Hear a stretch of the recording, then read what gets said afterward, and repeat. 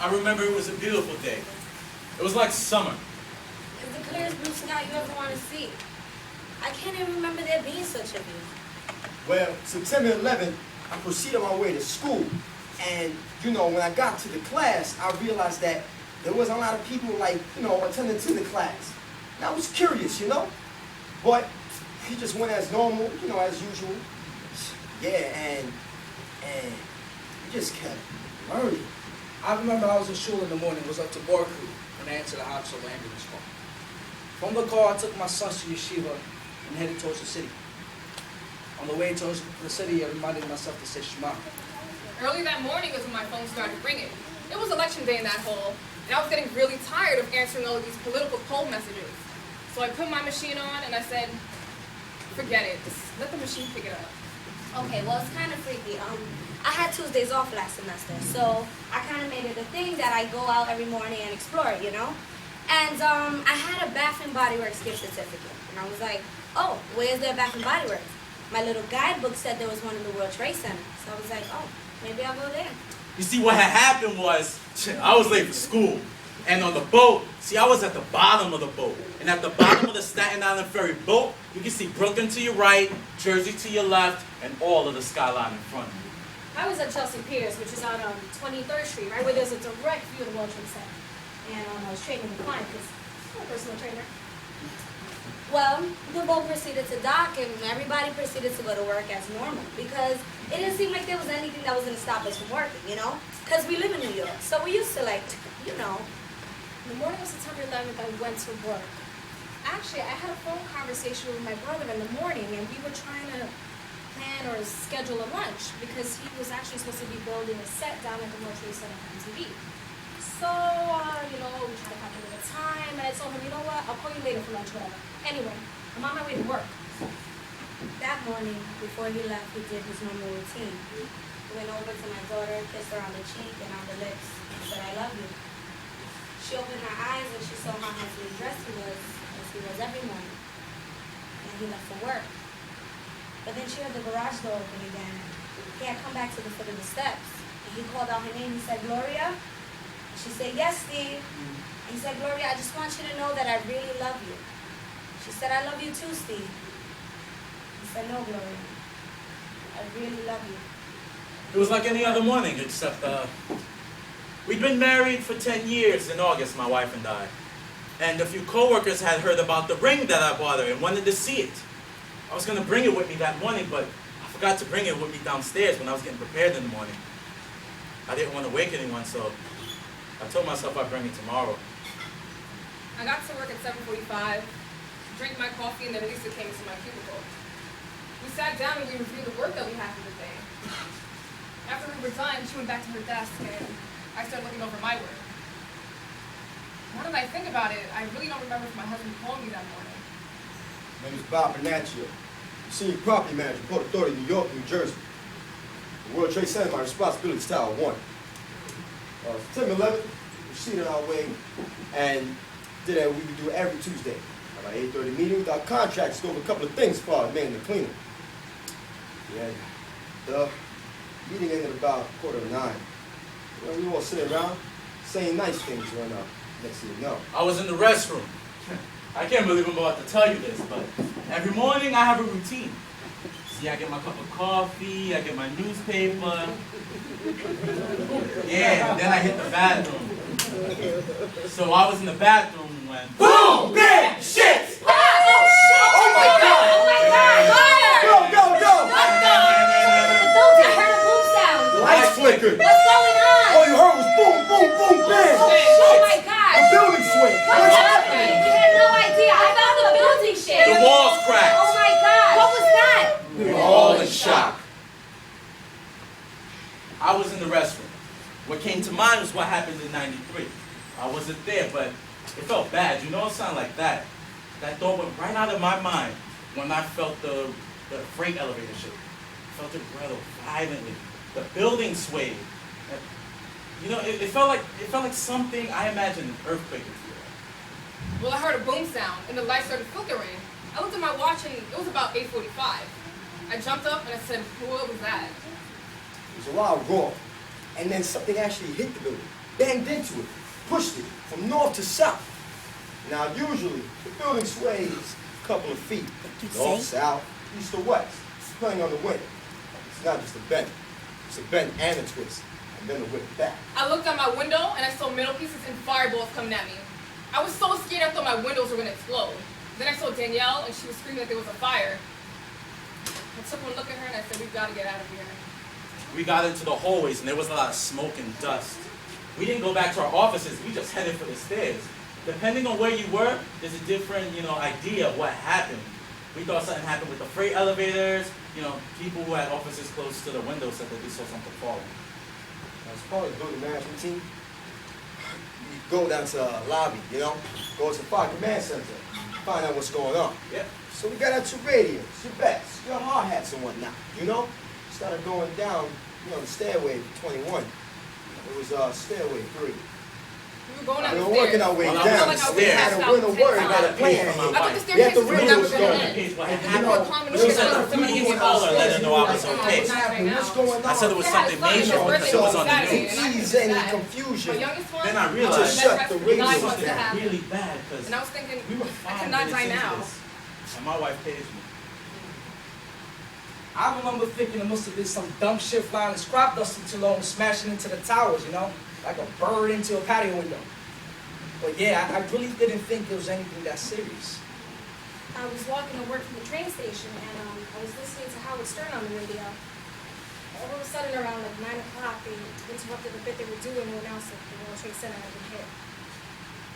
But it didn't sound like they were taking it seriously, so I thought it was a joke. By the time I got to work, everybody was talking about it, but it sounded like they were joking still, so I still didn't take it seriously. I really don't think anybody realized how serious it was,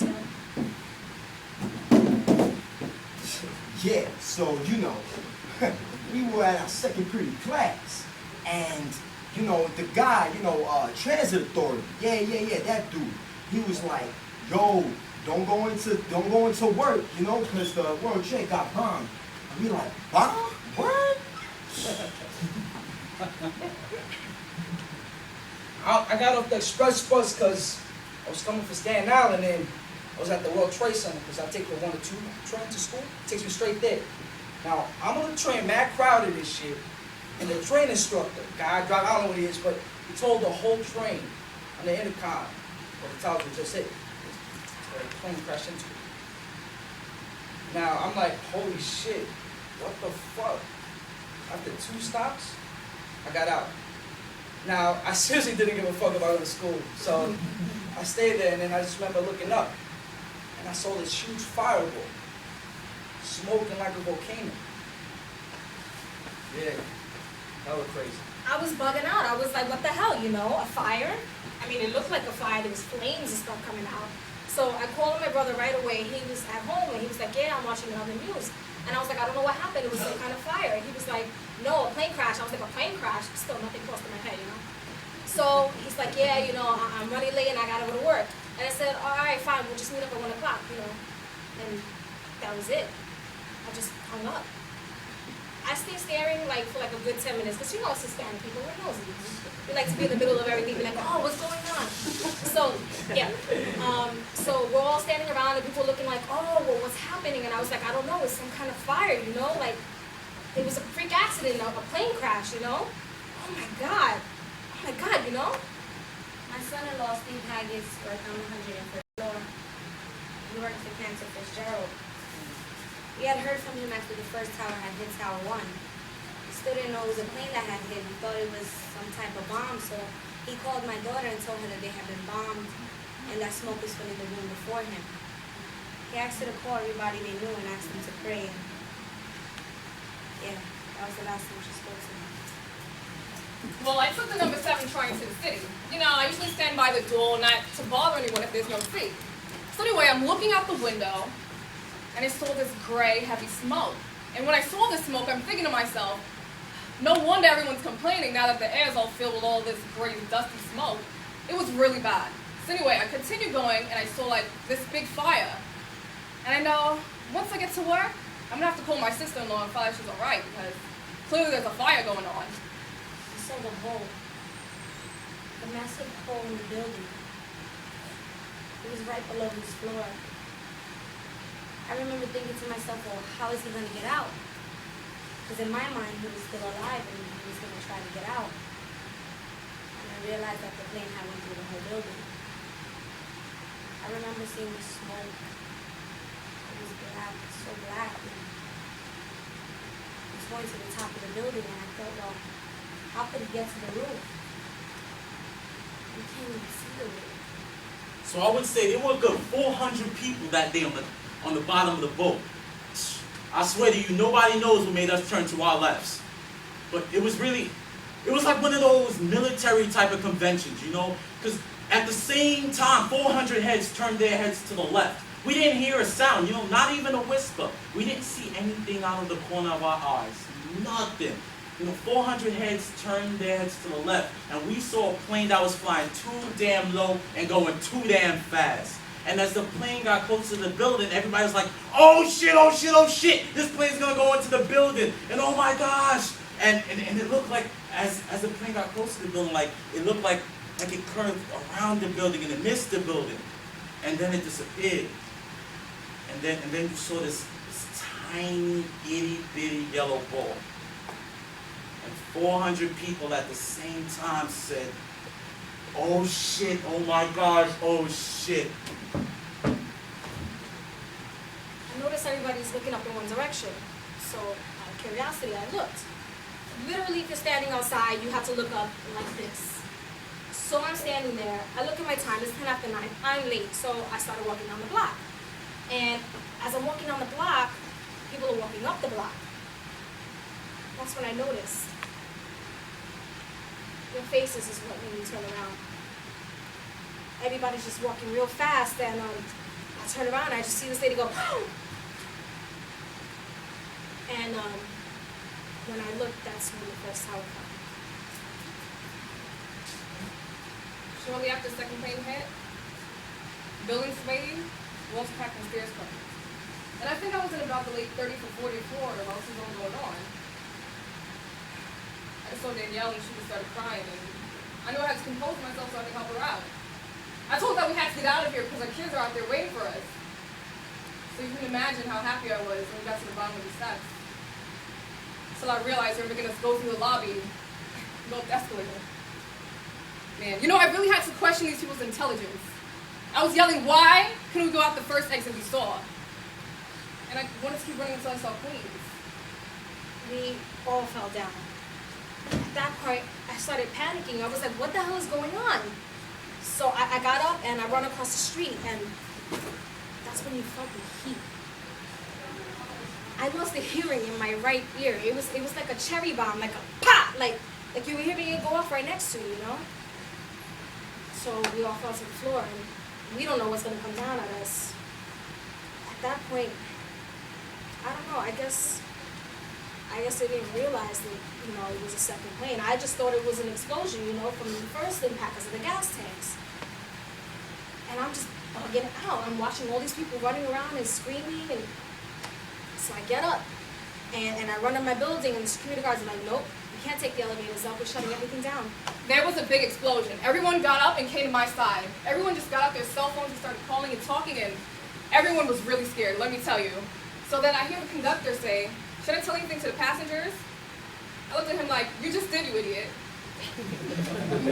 So my phone starts ringing, and it's my friend Henry, and he told me, you know, that the second plane hit. And he's like, it's a terrorist attack. What the hell are you still doing there? At that point, I started crying. I was like, so my phone is, I'm on the phone, and Henry's like, you know, screaming at me. He's like, what the fuck are you still doing there? You gotta get out of there. And I'm like, I can't. Where am I gonna go? A few minutes after watching this, another plane had circled around the tower too. I jumped up and I was like, this is not an accident. This is a terrorist attack. And I went home to be with my daughter. By that point, I was like, you know what? I think we're under attack. People were like, no, it was, you know, it was an accident, and the plane got too close to the building, trying to be nosy, trying to see what's going on, you know, and it got caught up in the smoke, and it was just an accident, 2 planes, you know, just a second, he was an idiot. And I'm like, no, that doesn't sound right. Then it all hit the fan from there. Pentagon got hit, I think, like 20 or 40 minutes later. That just made me feel like a prophet, because I told everybody we were under attack. It was the worst feeling in the world, though, looking out that window and just seeing everything happen. Crazy. And there they were, looking like two smoking cigarettes. They looked like they were sitting up on their ends, and they were just smoking. Then I turned the TV on, and I just started crying because it was nothing. Absolutely nothing. There are these fire trucks and, police cars parked out in front of the World Trade Center. And I'm like, what am I going to do really? Like, what can I do? Number one. And number two, I have a civilian in the car. What am I supposed to do with her? So I decided almost that split second, like in the blink of an eye, I decided I'd turn on NPR, turn on Witness News, and I hear that it's this plane. And I'm like, hey, how could you not see the World Trade Center? I mean, it's like the clearest blue sky you ever want to see, I can't even remember there being such an amazing view. So yeah, it's this plane that hit. And then I'm like, how could I not see it? It can't be. No. We were dispatched to the World Trade Center for a fire. Not knowing what I was getting into, I rode in a household ambulance. As we got out the tunnel onto West Street, I saw body parts all over the place. They told us to go park by the World Trade Centers, but then they told us that a third report came in saying that another plane may be coming. So we got back in the ambulance and drove like 2 blocks away. Then they told us the coast was clear. So we got back in the ambulance and they told us to park 2 streets behind the towers. We were waiting for directions, waiting for directions, watching the towers burn. I was woken up by a loud sound in my house, and my girlfriend, she was like, wake up, look, wake up. And I'm like, huh? What do you mean? Stop it, what's going on? And she's like, everything that we said last night, everything we said happened. And I was like, happened? What do you mean happened? What happened? And she's like, the World Trade Center's on fire, or there was a bomb, or there was an explosion, something like that. And I'm like, oh my God. And I wake up and I turn on the news and I just see people jumping. And I'm like, oh my goodness. And it's ironic, because we were talking the night before. We went to bed at like 4 o'clock in the morning. And we were having a political conversation. And I was like, imagine if we woke up tomorrow and like New York City looked like Bangladesh, all bombed up, smoke and dust, I remember mentioning that Americans were kind of laid back and we take things for granted. And I was like, imagine if we could feel the pain of those countries, like Israel and the bombing is going on over there. How would we feel? So when that happened, I was in shock. I thought it was dreaming, to tell you the truth. I get to John Jay. I get there on time too, amazing. And by the time I got there, everybody knew what happened. And it was just so bad. The topic for the day was, how ironic, what is the crisis? And then somebody came in and said that the Pentagon was hit. And I was like, hold up, we cannot continue. We cannot continue. We're at war. And I have to go do something like police related now. I put on my badge and I went up Rector Street. Because that was the only way there weren't as much people clawing their way to get through. I was like the only person going towards it and everybody else was running away. I saw a police officer and I identified myself. I'm an auxiliary police officer. I asked what I could do to help. She said, go up the street and help direct traffic. So I did. It was a mess. Buses had to turn around, traffic was being diverted. People were just abandoning their cars and running. Some people stopped and looked up at the towers because they could see both of them burning really bad. I remember thinking to myself, it doesn't matter what happens now. I just got to get these people out of here. And then right then, my mom went to my father. Because he worked on the 27th floor, I was like, they tried to bomb this building before, so he's going to be all right. But then when I heard the second tower got hit, I was like, oh shit. That's the same building my dad was in. Well, for some reason in my mind, I said that's good for him. Yeah, that's right. That's what he gets. Because a couple nights before that, and early that morning, he was bothering me, yelling at me, just pissing me the hell off. Yeah, I know that's my father and all, but he really got to me that day. And then, I realized this is still my father and I do love him. And I couldn't imagine never having to see him again. I mean, you only get one dad. It's not like I can just go to Dad's R Us and pick up another one. Got all teary-eyed thinking about the worst. But then about 20 minutes later, my mom gives me a call and tells me my dad's okay. Well, naturally, now that I knew he was all right, I went back to being mad at him. I was traveling to work with my mother that day, and we never traveled together, but I praise God that he had us together that day. And we were trying to call my father because he's even closer to the World Trade Center towers than we are, you know? Let's just say the towers may be A, me and my mom were like, I don't know, D and C, and he's like B. So he's like in the nucleus of everything that's going on, you understand? And so we call him and he's trying to have us like calm down. I'm screaming at him, I'm like, you need to get out of there. This is crazy. He had no idea the magnitude of what was going on. So we're on the phone with him maybe a good 2 minutes before the phone lines went completely dead.